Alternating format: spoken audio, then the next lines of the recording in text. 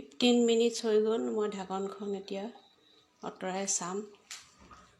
এয়া হৈ গ'ল আমাৰ ৰেডি। 15 মিনিটছ মই গেছটো চিমত দিছিলোঁ। এতিয়া হৈ গ'ল।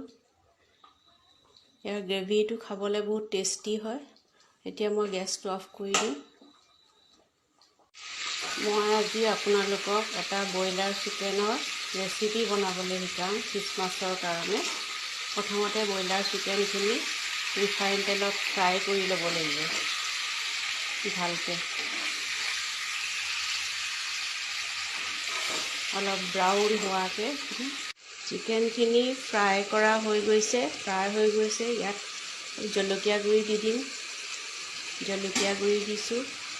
তাৰপিছত মই মিক্সিত আদা, নহৰু, পিঁয়াজ, কাজু, মগজদানা আৰু বাদাম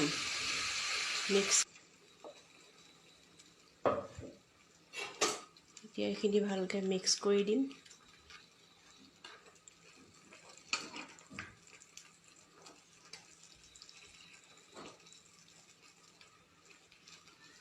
মিক্স কৰি এতিয়া 15 মিনিটছৰ কাৰণে মই ছাৰ্ভ কৰিবলৈ এটা বলত চিকেনখিনি উলিয়াই দিলোঁ। উলিয়াই ৰেডি কৰি দিছোঁ।